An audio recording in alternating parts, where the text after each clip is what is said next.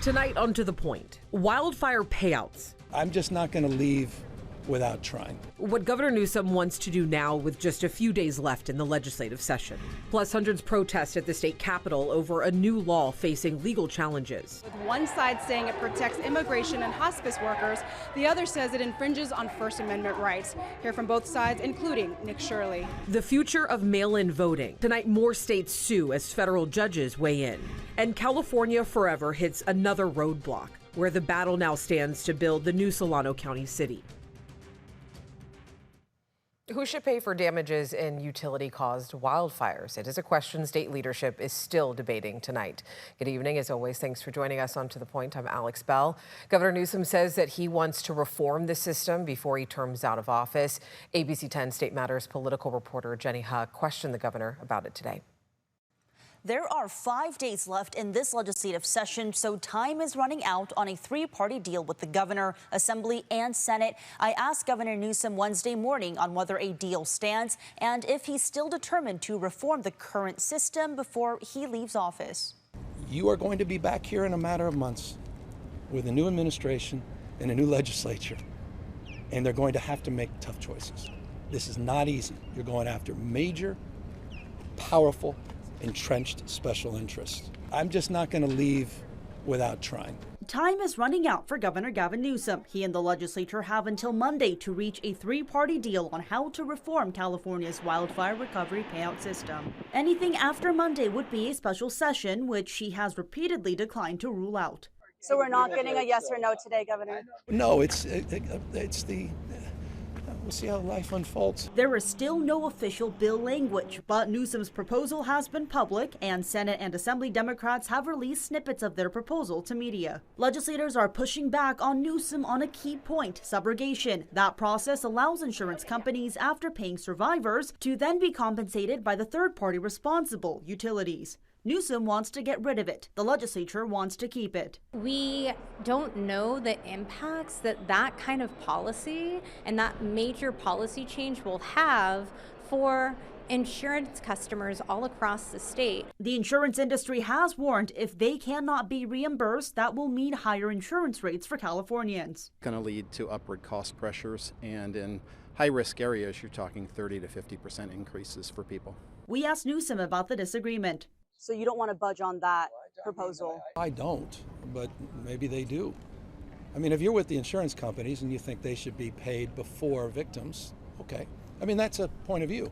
I'm not going to defend that. According to Senate sources close to negotiations and the Assembly Working Group on wildfire liability issues, the legislature also disagrees with the governor on a fire perimeter. Newsom says those not present or harmed in the zone of danger will not be compensated for non-economic damages like emotional or mental trauma. Those uninjured who had to flee the zone of danger would be capped at $150,000 per person for claims. Both the Senate and Assembly disagree. Regardless of what your experience may have been, I believe if you were directly impacted, that you should be able to recover non-economic damages. This comes as wildfire survivors have criticized Newsom's proposal as a bailout for utilities.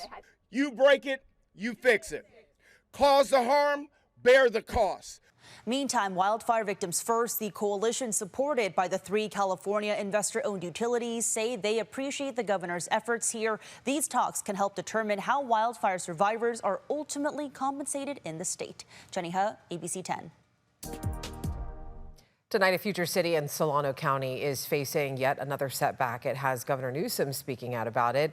The billionaire-backed group California Forever has been working for nearly a decade to build a new city in Solano County. Earlier this year, they lost a potential shipbuilding business to Texas.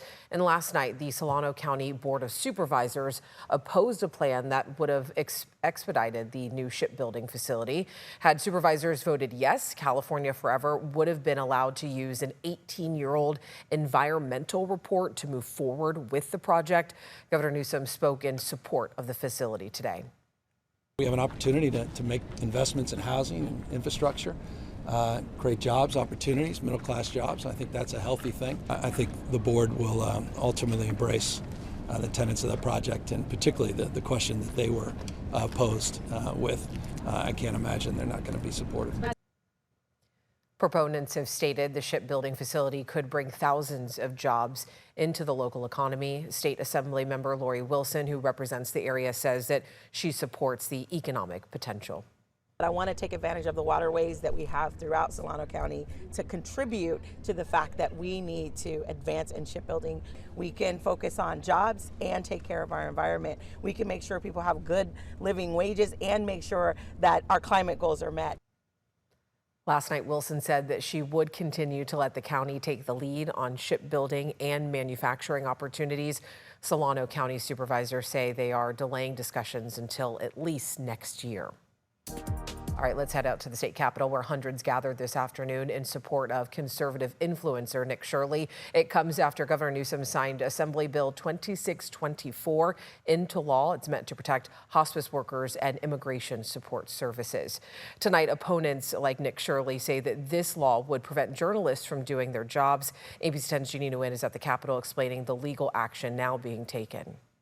A new California law aimed at protecting immigrant support services and hospice workers is facing a lawsuit tonight. Its critics include conservative influencer Nick Shirley, who argues it could infringe on First Amendment rights. Tonight, Assemblymember Mia Bonta is attempting to set the record straight. It won't just affect me, it's going to affect every citizen that wants to look into potential fraud or just potential waste and abuse inside their own community. In front of hundreds of his supporters, conservative influencer Nick Shirley hosted a rally to oppose AB 2624 that was recently signed into law. The bill's not needed. There's already laws for those that are being threatened and those that are being doxxed. They're trying to create a protected class because they funnel millions upon millions of dollars to these NGOs, to these nonprofits. They funnel these to things like hospices where they weren't even existing. Legislation. The law, authored by Democratic Assemblymember Mia Bonta, is meant to protect workers of hospices and immigrant support services from doxing, threats, intimidation, and attacks. Organizations would have to apply with the Secretary of State's office to be protected under this law and prove that there are credible threats to employees and the organization. Once approved, this law would limit the public from accessing certain personal information like addresses, phone numbers, and more. Because of that, Republican Senator Tony Strickland says the state can expect a lawsuit, arguing it violates the First Amendment. It's fundamentally unconstitutional. It goes against freedom of speech, freedom of press. Every citizen in California has a right to know how their money is being spent. Governor Newsom signed my bill. Assemblymember Bonta would not do an interview with ABC 10, but she addressed the criticisms about denying access to journalists in a pre-recorded video. This was never about investigative journalism. It was never about preventing people from finding fraud in our system. Adding that this legislation is meant to protect those that are being harassed. My family received death threats. My staff was told that they'd be better off in internment camps. ABC 10 captured this video of two men being cuffed by CHP officers at the Capitol. CHP confirms 3 people were detained, but 1 was arrested on assault charges. Sacramento police say 2 people were arrested, also on assault charges. With AB 2624's language to prevent violence, ABC 10 asked Shirley his thoughts on the behavior from the crowd that came to support him. So there's already laws for that, for people that are being doxxed and threatened. There's no need for this bill. And for the people out here, I told all my supporters, we don't wear masks. We don't have any reason to wear masks. And don't engage with those that are wearing masks because they aren't bold enough or confident enough to say who they are. At the state capitol, Jeannie Nguyen, ABC 10. In response to the lawsuit that will challenge this bill, Assemblymember Bonta provided a comment that says in part, quote, "Of course they want to continue grifting off of this bill." She adds that Republicans are trying to capitalize on voters' economic anxiety and also fail to deliver for the American people. Coming up on To the Point, the future of mail-in voting, what local election officials are saying as legal fights play out. And tonight, why the Trump administration says they are pausing visa appointments for applications worldwide.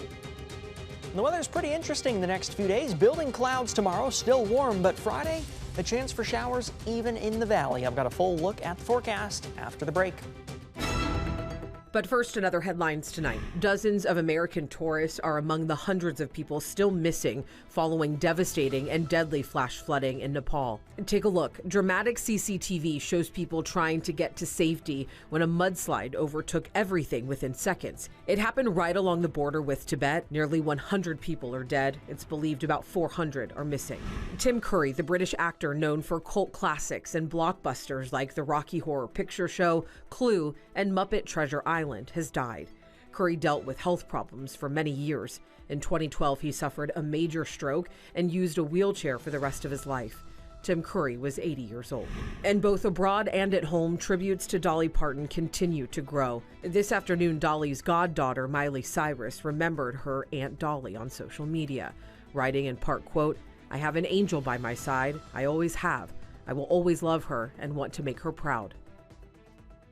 All right, Brendan, another day in the 90s. Very warm here in Sacramento, but we know that relief is on the way, thankfully. Yeah, relief is on the way. Maybe some shower chances, too, by the end of the week. 97 was our high in Sacramento this afternoon. 99 Stockton, 99 in Modesto, 84 in Truckee, 82 in Tahoe. Vacaville, though, made it to 100 today. So it was hot. We were about 5 degrees, 6 degrees or so warmer than normal in the valley. But even in the Bay Area, the coastal range, and up towards Tahoe, temperatures everywhere warmer than normal. And we are still in those middle 90s to upper 90s right now because there's really not much of an onshore wind. 96 in Sacramento at the moment, 96 in Stockton, 98 Modesto, 70s and 80s up top. Again, not a lot of wind at the moment. It's just about 10 miles per hour or less across the valley, and it's not really going to pick up that much this evening. So we're going to continue to see some warm temperatures as we move through the remainder of this evening and even into the overnight. I mean, look, still in the 80s through 9 o'clock, still very close to 80 degrees by 10 o'clock, some 70s beyond midnight into the very early morning hours tomorrow. Temperatures on Thursday morning starting off in those middle 60s, clear and mild, but building clouds as we go through Thursday. We are, however, back in those mid to upper 90s in the valley. So let's look at Futurecast. Clear through the overnight and tomorrow morning, but clouds build as we go through the afternoon. Maybe a few showers south of Tahoe. We've got a lunar eclipse tomorrow evening, and we are very unlikely to see it because of the clouds that are going to be moving through Northern California. All part of some tropical moisture that's going to bring a shower chance as early as Friday morning for Tahoe. But look at this as we go through late Friday morning into the early afternoon, some showers through parts of the coastal range into the Sacramento Valley and maybe a few thunderstorms up near Tahoe as well. Again, this is through Friday, so we'll keep the cloud cover around and chances for showers and thunderstorms. I'm really not expecting a lot of rain or even accumulating rain in the valley, but in the high country, about 1/10 to 1/4 of an inch of rain is possible on Friday. So over the next 5 days in the foothills, temperatures coming down in a big way. Some 70s on Friday, upper 60s on Friday in the Sierra. Here in the valley, temperatures go from those mid to upper 90s tomorrow to the low 90s on Friday, Saturday, and Sunday, and then some low 80s to end August and begin September. Alex. All right, Brendan, thank you. And speaking of weather, El Nino concerns are growing over the latest prediction models, what they could mean heading into winter. And the major meta settlement, the agreement made with states over child safety claims. Tonight, Democratic states are suing again to block President Trump's order to limit mail-in voting in the midterms. About 24 states, including California, sued the U.S. Postal Service after they published a rule last Friday tightening rules for mail-in voting. That includes imposing requirements that were set by Trump's order involving a nationwide list of verified eligible voters. State Attorney General Rob Bonta argues that this is unconstitutional and had this to say about the issue just today. He's demanding that states turn over voter information to USPS, the Postal Service, redesign ballot envelopes, add new tracking barcodes, and get United States Postal Service approval of those designs. All this just 10 weeks before a very important election. And they're all important. The Postal Service says that it will not comment because of the pending lawsuit. Meanwhile, this week, the Supreme Court ruled against the states in a separate case about mail-in voting, but did not say Trump's order was legal. And today, a federal judge lifted an injunction against President Trump's executive order limiting mail-in voting. For now, though, one local election official tells me, look, it is business as usual at their office until they're directed otherwise. All right, tonight the U.S. State Department is pausing visa appointments for immigrants worldwide. They say they are conducting in-depth training at embassies and consulates, adding their goal is to make sure all officers are fully equipped to evaluate applicants comprehensively. Specifically, they say they are being trained to identify applicants who are likely to become dependent on public services. Kennedy Center. The administration says the arts institution is structurally unsound, fundamentally unsafe, and embarrassing to the nation's capital. They say they will have to demolish it if they can't renovate and add the president's name to the building. Ultimately, changing the name will be up to a judge who previously ruled that only Congress can alter the name of this building. Tonight, a settlement has been approved in a big lawsuit between dozens of states and Meta. The trial was playing out in federal court here in California. Olivia Rubin shows us what is changing. Today, a landmark settlement reached with social media giant Meta. The agreement coming from a trial that began in federal court earlier this month involving several state attorneys general who sued Meta, which runs Facebook and Instagram, accusing them of knowingly designing addictive apps for young users. The settlement requires fundamental changes to Instagram and other Meta social media platforms for users under 18. Meta saying as part of the agreement, they'll pay approximately $18 billion over the next 10 years to fund online safety initiatives for kids. According to the court filings, the company also agreeing to make big changes to Instagram and Facebook, eliminating or changing design and algorithmic features that the states claim got kids and teens addicted. Some of those changes for users under the age of 18 include daily time limits, a ban on cosmetic procedure image filters, and a ban on displaying numbers of likes or reactions. Meta, in a statement today, confirming the settlement agreement, saying, quote, ensuring teens have a safe and productive experience on our platforms is an absolute imperative. Meta did not admit wrongdoing in agreeing to this settlement.